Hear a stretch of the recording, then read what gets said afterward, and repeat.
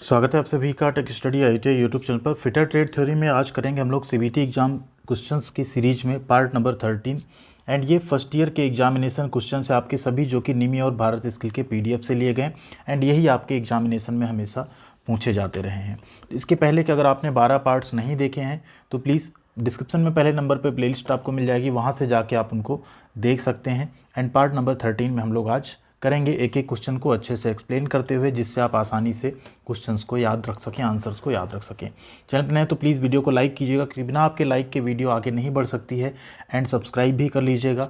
साथ ही अगर आप किसी और ट्रेड से हैं तो आप लोग कमेंट कीजिएगा उस ट्रेड का नाम, उसका भी वीडियो आपको जल्दी सीरीज आपको उसकी भी देखने को मिल जाएगी। जैसे ये फिटर एंड इलेक्ट्रीशियन खत्म होती है, इसी बीच में हम उसको स्टार्ट कर देंगे। लास्ट में एक क्वेश्चन होगा बोनस, जो कि आप सभी के लिए रखा है हमने प्रीवियस पार्ट से, उसका आप लोगों को आंसर करना होगा कमेंट बॉक्स में। तो यहाँ पे पार्ट नंबर 12 में हम लोगों ने 1 से 25 तक किया था, सेमेस्टर 4 का जो रहता है वो, ठीक है, सॉरी सेमेस्टर सेकेंड का। एंड अभी हम लोग करेंगे क्वेश्चन नंबर 26 से, इसके आगे हम लोग 26 से 50 तक करेंगे। एंड एक हमारा टेलीग्राम चैनल है, वो भी टेक स्टडी आईटीआई नाम से है, आप उस पर भी जुड़ सकते हैं। वहाँ पे भी सभी तरह की अपडेट और इन्फॉर्मेशन हम आप सभी के लिए शेयर करते रहते हैं। क्वेश्चन है यहाँ पे, विच decides the point angle of drill. Drill के पॉइंट एंगल को कौन तय करता है। देखिए इसको ऐसे रटेंगे तो आप सीधे रट सकते हैं, चलो ड्रिल का पॉइंट एंगल जॉब मटेरियल तय करता है। लेकिन सिर्फ जॉब मटेरियल अगर आप जान लेंगे, जॉब किस तरह के मटेरियल का बना, हार्ड है, सॉफ्ट है, कैसा है, उसके अकॉर्डिंग हम ड्रिल का पॉइंट एंगल जो है डिसाइड करते हैं। बट यहाँ पे फिर हम आपके लिए क्या करेंगे, लगा दिया हमने इस तरह का फिगर। अब इसमें क्या होता है, कई बार ये भी पूछा जाता है, हार्डर मटेरियल है, सॉफ्टर मटेरियल है, कैसा कैसा ड्रिल कितने एंगल का यूज किया जाएगा। तो यहाँ देखिए, अगर soft to medium hard steel है तो 118 डिग्री पॉइंट एंगल वाला ड्रिल बिट यूज़ करते हैं। हार्डर मटेरियल है तो आपका पॉइंट एंगल ज़्यादा हो जाएगा 135, एंड सॉफ्टर मटेरियल है तो 90, पॉइंट एंगल थोड़ा सा कम हो जाएगा यहाँ पे, ठीक है। तो ये हो गया आपका, यानी जॉब मटेरियल जो होगा वो ड्रिल का पॉइंट एंगल तय करेगा। अगला क्वेश्चन है, what the drill size for reaming a 10 mm hole if under size is 0.2 mm and over size is 0.05 mm। 10 mm के छेद की हमें रीमिंग करनी है, ठीक है। तो ड्रिल हमेशा ध्यान दीजिए क्या होता है, एक ऑपरेशन आपका होता है ड्रिलिंग, ठीक है, जिसमें हम होल करते हैं किसी मटेरियल में, कोई मटेरियल उसमें होल करना है आपको। एक ऑप्शन आपका होता है बोरिंग। कई बार होता है ड्रिल स्टैंडर्ड साइज़ के नहीं होते हैं, तो आपको क्या करना होता है, उसे नॉन स्टैंडर्ड साइज बनाने के लिए बोरिंग टूल से उसे फिर आपको ड्रिल किए हुए होल को और ज़्यादा आप बड़ा कर देते हैं। एंड देन एक होता है आपका रीमिंग। रीमिंग एक्चुअली होता है आपका ड्रिल किए हुए होल को फिनिश करना होता है। एंड माइनर थोड़ा सा इससे हम इंक्रीज़ भी कर सकते हैं उसका साइज। तो यहाँ पे वही बोल रहा है 10 mm के छेद की अगर रीमिंग करनी तो ऑब्वियस सी बात है, जो ड्रिल होगा वो क्या होगा, इससे थोड़ा छोटा ही होगा उसका साइज ड्रिल किए हुए होल का। तो वही आपका यहाँ पे आंसर है, 10 में आपका आ जाएगा ये 9.75। ये 0.2 एंड 0.05 है ना, इसको अगर आप मिलाएंगे कितना आएगा 0.25, उसी को हम यहाँ से ऐसा कहिए तो घटा ले रहे हैं आप, 9.75 यहाँ पे आ जाएगा। अगला क्वेश्चन है, what the name of the tool. इस टूल का आपको नाम बताना है। तो ये टूल आपका जो है, जो ग्राइंडिंग व्हील होता है ना, उसकी जो ड्रेसिंग करनी होती है उसमें यूज होता है। इसका नाम क्या है, इसका नाम है स्टार व्हील ड्रेसर। इस तरह आप देख रहे हैं ना, स्टार भी बना हुआ है, तो वैसे भी आप यहाँ अंदाज़ा लगा सकते हैं देख के भी। तो ये क्या है आपका star wheel dresser, grinding wheel के ड्रेसिंग में ये काम आता है। नेक्स्ट है question 29 number, which indicates the strength of bond in grinding wheel. जो ग्राइंडिंग व्हील होता है आप सबको पता है, उसमें एक एब्रेसिव मटेरियल होता है जिसे एक बॉन्ड की सहायता से जोड़ के फिर उसको गोल शेप में बनाया जाता है, ठीक। एब्रेसिव मटेरियल जो रहता है उसका भी ग्रेड होता है, एंड जो बॉन्ड होता है, किस बॉन्ड से उसे बांधा गया आपस में, वही यहाँ पे ग्राइंडिंग व्हील के ग्रेड को जो है डोनेट करता, क्या करता है, इंडिकेट करता है। तो जो स्ट्रेंथ है बॉन्ड की किसी ग्राइंडिंग व्हील में, वही बताती है ग्राइंडिंग व्हील आपका किस ग्रेड का है। अब यहाँ अगर आप एग्जांपल के लिए समझें तो ए से लेके जेड तक के आपके ग्राइंडिंग व्हील आते हैं अलग अलग ग्रेड के, ठीक है। इसमें ए से लेके एच तक जो है ये सॉफ्ट ग्राइंडिंग व्हील माने जाते हैं, ये मीडियम माने जाते हैं आई से पी तक, एंड क्यू से लेके जेड तक के ग्राइंडिंग व्हील जो होते हैं, अगर आप देखेंगे उसके स्पेसिफिकेशन में बीच में ऐसा कोई वर्ड आता है तो उससे आप डिसाइड कर सकते हैं कि सॉफ्ट, मीडियम या हार्ड किस तरह का इसमें ग्रेड है ग्राइंडिंग व्हील का। अगला क्वेश्चन है 30 number, what the name of the defect if the surface of the grinding wheel develops smooth and shining appearance. मतलब आपका एक ग्राइंडिंग व्हील हो, हमेशा वो क्या रहेगा, रफ रहेगा, तभी ग्राइंड अच्छे से कर पाएगा, ठीक। अब वो क्या हो जाए, एकदम स्मूथ यानी एकदम चिकना हो जाए और शाइन करे, तो तो उस दोष को क्या कहते हैं? अगर ग्राइंडिंग व्हील की सतह चिकनी और चमकदार हो जाए तो उसे हम लोग कहते हैं ग्लेजिंग। क्या कहते हैं? ग्लेजिंग। ऐसे ग्राइंडिंग व्हील पे अगर आप कोई चीज़ ग्राइंड करने जाएंगे तो वो नहीं काटेगा, नहीं ग्राइंड कर पाएगा। नेक्स्ट क्वेश्चन है यहाँ पे, why agricultural equipment is made up of wrought iron. जो कृषि उपकरण होते हैं उन्हें रॉट आयरन से क्यों बनाते हैं? देखिए, कृषि उपकरण का काम क्या है? कृषि उपकरण से हम लोग खेती बाड़ी के काम करते हैं। तो यहाँ पे बेसिकली एक होता है, हमेशा अगर आप मिट्टी में काम कर रहे हैं, पानी में भी काम करेंगे, कई जगहों पे काम करेंगे, पानी में भीगेगा भी वो, मिट्टी में नमी होगी, ठीक। तो इन सब में क्या होना चाहिए, उसके बाद आप काम करके ला के रख देंगे। तो अगर नॉर्मल वहाँ पे हम आयरन यूज करेंगे तो उसमें जंग लगेगी। जो रॉट आयरन होता है, जिसे हम पिटवा लोहा भी कहते हैं, वो कोरोजन रेजिस्टेंट होता है, जंग प्रतिरोधी होता है। इसलिए हम लोग कृषि उपकरण में रॉट आयरन का यूज करते हैं और उसी से बनाते हैं। अगला क्वेश्चन है, what the name of part marked X in blast furnace. ये ब्लास्ट फर्नेस है। एक क्वेश्चन यहाँ आपसे हम करेंगे, इसका क्वेश्चन का आंसर आप लोग अगर यहाँ तक वीडियो देख रहे हैं तो ज़रूर कीजिएगा कि ब्लास्ट फर्नेस का जो उत्पाद है, जो आउटपुट है, मतलब इससे हमें क्या प्राप्त होता है। लोहा प्राप्त होता है, पता है, उस लोहे का नाम बताना है जिस तरह का लोहा ब्लास्ट फर्नेस से हमें मिलता है। प्रीवियस पार्ट में हमने बताया भी है। अब इस ब्लास्ट फर्नेस में एक्स वाले पोर्शन का आपको नाम बताना है। क्या, यहाँ देखिए एक छोटा सा ना एरो बना हुआ है, आपको ऐसा दिख रहा होगा जैसे यहाँ से एयर टाइप का कुछ जा रहा हो। ये दोनों तरफ होता है। तो एक्चुअल में टूयर्स होते हैं, इन्हें हम टूयर कहते हैं। यहाँ से ना जो स्टोव होता है वहाँ से हॉट एयर जो है वो ब्लो की जाती है, ठीक है। क्या करते हैं, हॉट एयर को इसमें ब्लो करते हैं। जो यहाँ जो स्मेल्टिंग का काम होता है, जो ऊपर से आप यहाँ चार्ज कर रहे हैं, क्या चार्ज कर रहे हैं, आयरन पिघा, जो आयरन ओर वगैरह है, उसको क्या करता है, मेल्ट करता है, ठीक है। एंड फिर यहाँ से फ्लू गैसेज ऊपर से निकल जाती हैं एंड बाद में यहाँ से हमें प्राप्त हो जाता है इसका उत्पाद। उत्पाद का नाम हम नहीं बताएंगे, आप लोग कमेंट कीजिएगा क्या मिलता है ब्लास्ट फर्नेस से। अगला क्वेश्चन है 33 number, what the range of carbon content in cast iron alloy. Cast iron alloy में कार्बन कंटेंट की रेंज क्या होती है? देखिए, कास्ट आयरन ऐसा है, कास्ट आयरन में जहाँ भी आपको दिख जाए 2% से ऊपर आयरन, वो कास्ट आयरन आपका होता है। 2 से 4% तक आपका कास्ट आयरन में कार्बन कंटेंट जो है रखा जाता है, ठीक है। राइट आंसर क्या है आपका? Option number A, 2 to 4%। Next question है, what the name of the part marked X in vernier micrometer. Vernier micrometer में एक्स के रूप में चिन्हित भाग क्या है? तो ये क्या बोलते हैं इसको हम लोग? इसे हम लोग बोलते हैं थिम्बल। यहाँ आप देख लीजिए, सारे पार्ट याद कर लीजिए। ये क्या है आपका? थिम्बल है। ये क्या है? रैचेट स्टॉप है जिससे आप इसको घुमाते हैं।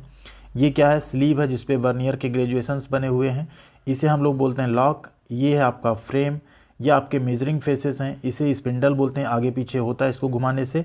एंड ये है एनविल, ठीक। इतने पार्ट आपके वर्नियर माइक्रोमीटर के होते हैं। अगला क्वेश्चन है, what the method of removing the broken stud. एक ब्रोकन स्टड है, इसे अगर आप यहाँ से रिमूव कर रहे हैं होल से, इस मेथड को क्या कहते हैं? ये आपका पंच है, ये हैमर है, तो इसे हम लोग एक्चुअल में कहते हैं प्रिक पंच मेथड। प्रीवियस पार्ट में भी ये क्वेश्चन आया था। ये क्या है आपका? प्रिक पंच मेथड है। एक क्वेश्चन आपसे यहाँ भी हम पूछ रहे हैं, अगर आप लोग चाहें तो कमेंट सेक्शन में जवाब दे सकते हैं।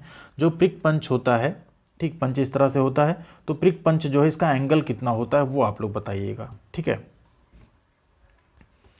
नेक्स्ट है question number 36, what the operation of bevelling the end of a drilled hole. एक ड्रिल किए गए छेद के अंत को बेवलिंग करने का कार्य। ड्रिल जब आप किसी पार्ट में करते हैं, मान लीजिए ये आपका है, तो यहाँ पे आपने ड्रिल कर दिया, ठीक। अब यहाँ पे आपको क्या करना है, इस तरह से बेवलिंग करनी है। क्या करना है, इसको चैम्फर ऐसे देना कह सकते हैं आप, तो उसे हम लोग एक्चुअल में कहते हैं काउंटर सिंकिंग। क्या कहते हैं? एक ड्रिल किए गए छेद का जो एंड है, अगर उसे हम बेवल कर रहे हैं तो उसे हम लोग क्या कहते हैं? काउंटर सिंकिंग कहते हैं। रीमिंग मतलब क्या है? उसको फिनिश करना, ठीक है। काउंटर बोरिंग मतलब उसका साइज बढ़ाना, और काउंटर सिंकिंग मतलब क्या? ऊपर के पोर्शन का थोड़ा सा इस तरह से साइज बढ़ाना। दिखाते हैं आपको एग्जांपल के लिए। ये रहा, पहले से आपने ड्रिल कर लिया। अभी इससे हम क्या करेंगे, देखिए नीचे ऊपर ऐसे ले आएंगे, इससे हम क्या करेंगे, थोड़ा सा ये एंड ये पोर्शन इस तरह से यहाँ बना देंगे। इसको लोग बोलते हैं काउंटर सिंकिंग, ठीक है। अगला क्वेश्चन है, what the effect if clearance angle is incorrect. यदि क्लियरेंस कोण गलत है तो क्या प्रभाव होगा? कल के पार्ट में भी, जो पार्ट नंबर 12 था, उसमें भी डिस्कशन हुआ था। ओवर साइज होल बनेंगे, ओवर हीटेड ड्रिल होगा, रफ होल होंगे, या ब्रोकन ड्रिल होगा। राइट आंसर है ओवर हीटेड। जब क्लियरेंस कोण आपका गलत हो जाएगा उस केस में क्या होगी, ड्रिल की जो सरफेस है कटिंग एज के दोनों तरफ की, वो मटेरियल के साथ घिसेगी, ज़्यादा कांटेक्ट में आएगी, एंड उससे ड्रिल का क्या होगा, ड्रिल आपका हीटअप होगा। क्वेश्चन नंबर 38 है, what the name of part marked as X. ये आपका यहाँ पे टूल है एंड इसमें जो एक्स वाला पार्ट है इसका आपको नाम बताना है कि कौन सा एंगल है। यहाँ पे ये हील है, कटिंग एज है, पॉजिटिव रेक एंगल है या नेगेटिव रेक एंगल है। तो इसे यहाँ पे बोलते हैं negative rake angle. Right answer क्या है? Negative rake angle.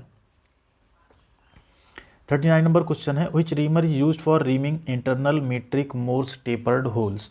आंतरिक मीट्रिक मोर्स टेपर्ड होल को रीमिंग करने के लिए किस रीमर का उपयोग किया जाता है?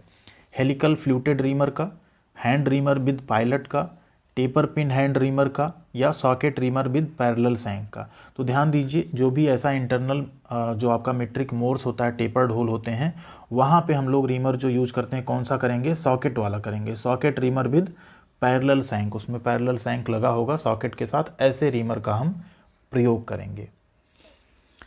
क्वेश्चन नंबर 40 है, name the type of the reamer. इस रीमर का आपको नाम बताना है। क्या है? हैंड रीमर है, हेलिकल रीमर है, मशीनिंग रीमर है, मशीन रीमर या टेपर पिन रीमर है। तो टेपर तो आपको कहीं दिख नहीं रहा है, ये एक्चुअल में आपका हैंड रीमर है। Option number A. Question number 41 है, what the name of part marked x. ये एक्स के रूप में मार्क हुआ पार्ट क्या है आपका? तो इसे हम लोग कहते हैं आर्बर, जो ड्रिल चक एंड आपका जो टूल है उसको पकड़ने के काम आता है। ठीक है, टेपर में आपको दिख रहा है इस तरह से, इसे हम लोग कहते हैं आर्बर। 42 नंबर क्वेश्चन है, which reamer has a long taper lead. कौन से रीमर में एक लंबा टेपर लीड होता है? सॉकेट रीमर में, हैंड रीमर में, मशीन रीमर में या हेलिकल फ्लूटेड रीमर में। यहाँ आपका राइट आंसर है हैंड रीमर। हैंड रीमर का जो टेपर लीड है वो थोड़ा सा क्या रहता है? लॉन्ग रहता है, लंबा रहता है। नेक्स्ट है क्वेश्चन यहाँ पे, what the type of defect on drilled hole. इस ड्रिल्ड होल में फिगर थोड़ा सा क्लियर नहीं है। इस ड्रिल्ड होल में यहाँ पूछा जा रहा है कि किस प्रकार का दोष है। आपको अगर ये क्वेश्चन शायद पूछा जाएगा सही से रहेगा। इस ड्रिल्ड होल में दोष ये है कि यहाँ पे ये ओवर साइज होल जो है बन चुका है। क्या बन चुका है? Over size hole. जितना इसका होल चाहिए था उससे यहाँ पे क्या हो चुका है? थोड़ा बड़ा ये होल बन चुका है। ठीक। क्वेश्चन नंबर 44 है, what the defect if pores of the grinding wheel get clogged. अगर ग्राइंडिंग व्हील के जो छिद्र हैं वो बंद हो जाएं। अब सबने अगर ग्राइंडिंग व्हील देखा होगा कुछ इस तरह से रहता है एंड यहाँ पे ऐसे ऐसे ऐसे ऐसे आपको एब्रेसिव मटेरियल दिखते हैं, जिनके बीच में ना आपको छोटे छोटे गैप भी दिखते हैं। अगर वो जो गैप हैं, जो छिद्र हैं, वो क्या हो जाए? बंद हो जाए। कोई आप सॉफ्ट मटेरियल ग्राइंड कर रहे हैं कंटिन्यू, क्या होता है? उसके जो मेटल्स होते हैं वो उसमें क्या होते हैं? छोटे छोटे पार्टिकल उसमें चिपक जाते हैं और ये पूरे क्लॉग्ड हो जाते हैं, बंद हो जाते हैं। ठीक है, तो ऐसे केस में उसे हम लोग क्या कहते हैं? ग्राइंडिंग व्हील को ये कहते हैं कि वो लोडिंग, उसे हम लोग कहते हैं ग्राइंडिंग व्हील की लोडिंग हो गई। ठीक है। अगला क्वेश्चन है 45 number, which cast iron has the ability to reduce vibration and tool chattering in machine tool. किस कास्ट आयरन में मशीन टूल्स में कंपन और टूल चटरिंग को कम करने की क्षमता होती है? ग्रे कास्ट आयरन में, वाइट कास्ट आयरन में, नॉडुलर कास्ट आयरन में या मेलेबल कास्ट आयरन में। तो यहाँ पे आपका राइट आंसर है ग्रे कास्ट आयरन में। Option number A. Question number 46 है, which furnace is use to produce wrought iron. अभी पीछे रॉट आयरन की बात हुई थी, किस में प्रयोग करते हैं हम लोग? कृषि उपकरण बनाने में। तो रॉट आयरन का उत्पादन हम कहाँ से करते हैं? किस भट्टी का उपयोग करते हैं उसमें? Blast furnace. तो ब्लास्ट फर्नेस तो देखिए हम यहाँ बता दे रहे हैं आंसर, पीछे हमने पूछा भी था, शायद आपने किया कमेंट या नहीं पता नहीं। ब्लास्ट फर्नेस यूज होती है पिग आयरन प्रोड्यूस करने के लिए। आयरन ओर से क्या बनाती है? पिग आयरन, जिसे अशुद्ध लोहा कहते हैं। अगला है क्यूपला फर्नेस, देन है पडलिंग फर्नेस, अगला है इलेक्ट्रिक आर्क फर्नेस। तो यहाँ पे आपका राइट आंसर है पडिंग फर्नेस या पडलिंग फर्नेस, जो भी यहाँ पे लिखा है आपका। ठीक है, ये आपका राइट आंसर है रॉट आयरन के लिए। इलेक्ट्रिक आर्क फर्नेस से जनरली हम लोग स्टील प्रोड्यूस करते हैं पिग आयरन बनने के बाद। कुछ इस तरह की दिखती है ये भट्टी आपकी। ठीक है, जो आपका रॉट आयरन प्रोड्यूस करती है। अगला क्वेश्चन है 47 number, which ore is used to extract zinc. जस्ता निकालने के लिए किस अयस्क का उपयोग किया जाता है? देखिए दुनिया में जितने भी जो मटेरियल्स आप देखते हैं, जिंक हो, कॉपर हो, लोहा हो, ठीक है, आपका शीशा हो, उन सब को कहीं ना कहीं ज़मीन के अंदर खदानों से निकाल के उससे एक्सट्रैक्ट करके बनाया जाता है। तो इसमें जिंक का जो अयस्क है वो है आपका कैलेमाइन। क्या है? कैलेमाइन से हम लोग जिंक प्राप्त करते हैं। बॉक्साइट से एल्युमिनियम प्राप्त होता है। गैलेना से लेड यानी सीसा प्राप्त होता है। और कैसेटेराइट से आपका यहाँ पे टिन प्राप्त होता है। टिन जिसका रासायनिक सूत्र क्या होता है, Sn। ठीक है। बॉक्साइट से क्या प्राप्त होता है, एल्यूमिनियम। इससे क्या प्राप्त होता है, लेड। ठीक, इससे जिंक। अगला क्वेश्चन है 48 number, which tool use to check the internal clearance of bearing. किस उपकरण का उपयोग बियरिंग की आंतरिक क्लियरेंस को जांच करने के लिए किया जाता है। स्टील रूल बिल्कुल नहीं जाएगी, उतना कम क्लियरेंस होता है उसमें। फिलर गेज, डेप्थ गेज या वर्नियर कैलिपर। राइट आंसर क्या है आपका, फिलर गेज। आप सबने देखा होगा इस तरह से इसमें पत्तियां बनी होती हैं अलग अलग साइज की, उनको हम इंसर्ट करके देखते हैं कि उस क्लियरेंस में कौन सी पत्ती पूरी पूरी इंसर्ट हो रही है, वही उसका क्लियरेंस होता है फिर। अगला क्वेश्चन है 49 number, what the name of part marked as X. X के रूप में मार्क हुआ पार्ट क्या है, इसे हम लोग कहते हैं फिंगर्स। क्या कहते हैं, फिंगर्स हैं। Option number C, fingers. Next है question number 50, what the angle of Acme thread. Acme thread का एंगल कितना होता है, 66 डिग्री, 55 डिग्री, 29 या 45। 66, 55, 29 या 45। राइट आंसर आपका 29 डिग्री। एक्मे थ्रेड कुछ इस तरह दिखती है। अब आपसे एक सवाल यहाँ फिर हम करेंगे, एक्मे थ्रेड कहाँ प्रयोग की जाती है, किस में प्रयोग की जाती है। आप लोग इसका कमेंट सेक्शन में आंसर लिख सकते हैं। आप इस तरह देख सकते हैं कितना है ये, 29 डिग्री इसका एंगल रहता है। अब आती है बोनस क्वेश्चन की बारी, जिसका आंसर आपको कमेंट बॉक्स में जरूर करना है, एंड जिसका भी सही आंसर होगा हम लाइक और रिप्लाई जरूर करेंगे। क्वेश्चन है, what is to be done after dressing the grinding wheel to run concentric. Concentric चलने के लिए नए ग्राइंडिंग व्हील को लगाने के बाद क्या करना चाहिए। ठीक है, ट्रूइंग, ग्लेजिंग, लोडिंग या ड्रेसिंग। जो भी राइट आंसर हो आप लोग कमेंट करके जरूर बताइएगा।